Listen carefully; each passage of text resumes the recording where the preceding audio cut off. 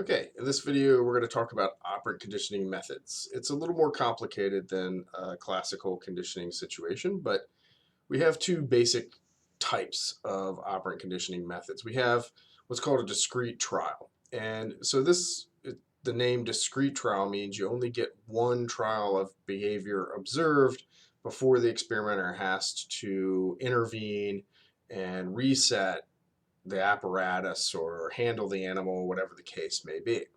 So an example of this is like Thorndike's puzzle box. So if you remember, you could put the cat in the box, you shut the door, and then you can measure the latency, how long it takes the animal to escape from the puzzle box. You could have another trial, but you'd have to take the cat and you'd have to put it back into the box and shut the door and then reset everything.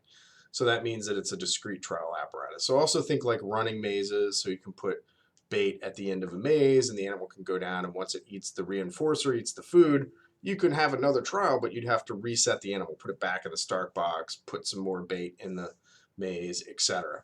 And the things that you can measure are like latency to leave the start box, how long it takes to escape the shock or get out of the box in the case of the puzzle box. You can measure speed, so you can measure all kinds of things like that. A free operant situation is a little bit different. This is where everything is mechanized. It's computer controlled these days, but it was mechanized in the early days with the Skinner box or the operant box, and so it's called an operant box or a Skinner box. And I'm going to show you some pictures here in just a second. But because it's mechanized, you can measure the number of presses. So it could be a rat, prototypical example, rat pressing a bar for food reinforcement. It could be a pigeon pecking a key for food reinforcement. And you can measure the number. The primary measure is response rate, number of responses over some time unit. But you can measure all kinds of things related to that behavior, that targeted behavior of pecking the key or pressing the bar. Now these behaviors are recorded, or at least were originally recorded, on a cumulative recorder. So a cumulative recorder was like a drum of paper that would slowly move. So if the animal was doing nothing, a pen would drag across this drum of paper and it would create a flat line representing time. And then as the pigeon or rat presses the key or pecks the key, the pen moves up. And so you can get a recording of behavior over time that's automatic or machine controlled. You'll see a video with Skinner here in just a few minutes, and pay attention for the cumulative recorder. You've got to see how it works and how it records. So we still, and nowadays it's all recorded on a computer, but we still talk about behavior relative to these cumulative recorders because that's the way behavior was originally recorded. So let's take a look at a few pictures of an operant box. So here's a classic operant box that would be used for a rat or a mouse. And you can see a few things. It has a plexiglass door here to cut down on sound and distractions, and of course keep the animal inside the box. There's little rails here, and the animal, you could electrify these if you want to deliver foot shock. Now keep in mind, we're delivering really mild electric shocks. It's just stings the animal's skin. It doesn't hurt them or injure them, but you could deliver them through the floor of the cage. When you go to place the animal in, you just sort of open this door and put the animal in. Now, let me give you a little bit better view of the panel here. So here's the panel. There's a few things I want to point out. This light up here is what's called a house light. So this light would be on, indicating that the apparatus is working. And you have a couple of signal lights. You have like a green light and a red light, and these things are completely interchangeable. You could remove them out, take them out, whatever you might do. So you could present them lights if you want. Here's the bar in the center, and the rats would press this bar, and then a food pellet would be delivered down here into the food hopper, and they can stick their head in this little opening and eat the food pellet. There's a speaker here, so if you wanted to present sound to the animal, you could. A lot of times you run these operant boxes with some white noise so that the animal is not distracted by any sort of sound. Now let's take a look at the sort of the backside. So here's the backside. This is the feeder. This is an automatic feeder. And here's the switch here. So when the animal on the inside presses that lever, it's going to push this up and close this switch. And when it closes the switch, the feeder will dispense a food pellet, and the food pellet will come down this plastic tube and into the food hopper so that you can carefully control the amount of the reinforcer for the animal. So these feeders are specifically designed, and I'm going to show you a top view of it, specifically designed to hold rat pellet food. So you can see these little circles here. So you would fill this with rat chow pellets, and the pellets would circulate down into these little openings, and each time there's a switch closure and the feeder delivers it, one of these open circles would go over to the food hopper and drop a pellet down there. So that's how this apparatus works. So that's a little bit of an overview of an operant box. You'll get to see some pigeon feeders working in a similar way, and Skinner will sort of narrate some of these sorts of things. So pay attention to the video for the cumulative recorder and what the pigeons are doing. Also pay attention that they live in their home cages, but then they are put into the operant boxes to measure their behavior over some sort of time period. So that's a concept that we'll talk about also in a little bit. So you can pause this video and watch this video of Skinner. And I'm going to move on and explain the second video here in just a second. Okay, so now you've watched the Skinner video. So this other video I want you to watch is Otto Shaping. So obviously pigeons and rats aren't born knowing how to operate in an operant box, so you have to teach them what to do in this box. This is something called shaping, and shaping refers to reinforcing rewarding successive approximations of the behavior that you want. So in this case, if it's pecking a key when they're supposed to, you're going to train the animal to do that. There's a couple different ways you can do this, and with the pigeons, you can do something called auto shaping. So this video is going to sort of show you it.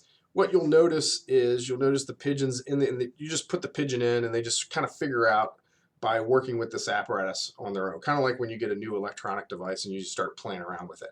So the pigeon's going to be sort of just doing pigeon things, and you'll see a light come on, and you'll hear the food hopper close, and that means that food is available. And eventually the pigeon's going to sort of notice this and start to look over this direction, and then it'll see a signal up here.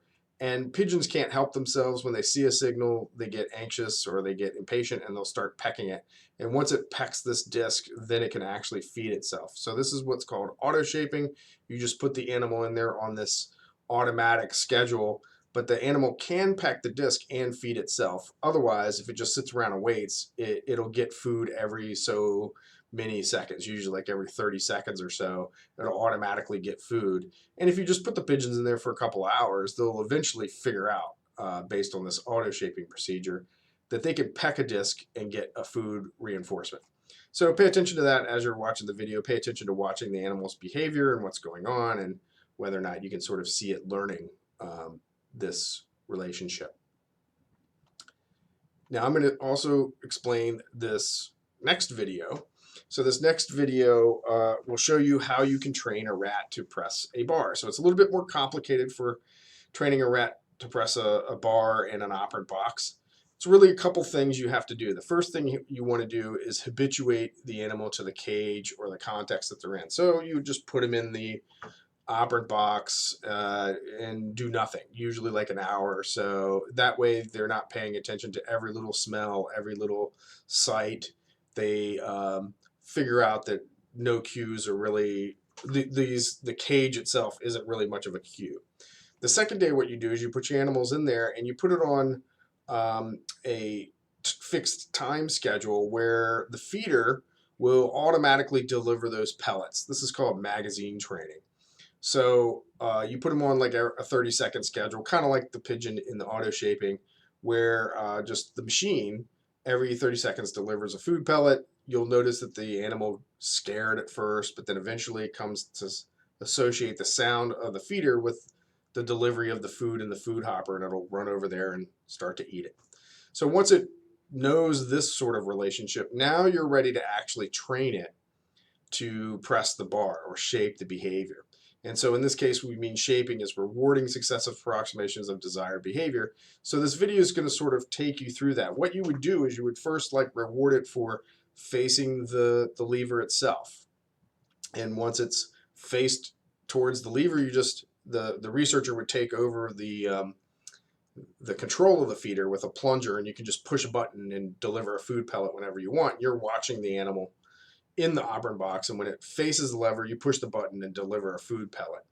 Then the next thing you would, once that's pretty well learned with that animal, and this is where there's a little bit of an art trying to figure out what the animal is doing regularly and watching its behavior carefully, you would then require it to like maybe rear up, and then once it rears up, you're going to give it a reinforcer, and then once it's starting to rear up, you might require that it puts a paw on the lever, and so on.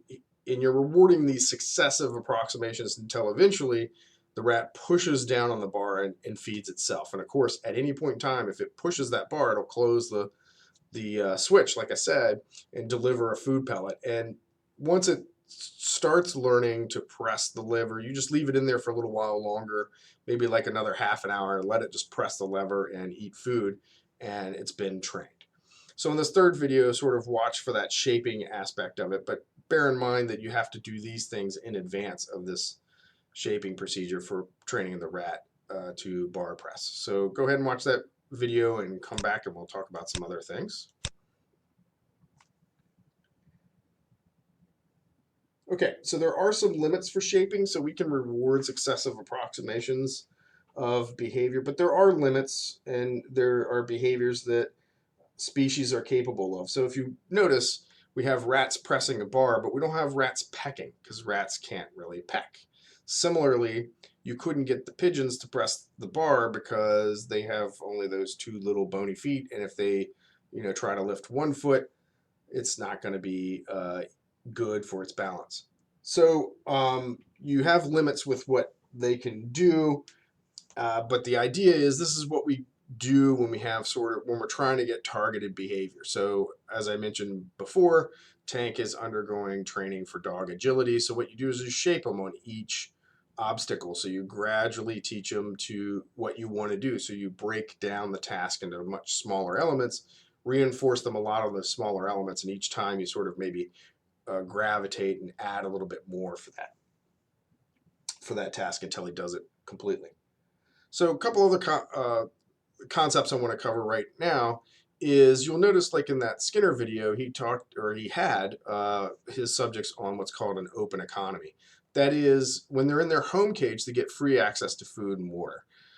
So the pigeons are he mentioned, I think, 3/4, 75%. We don't do that. We only do about 90% now.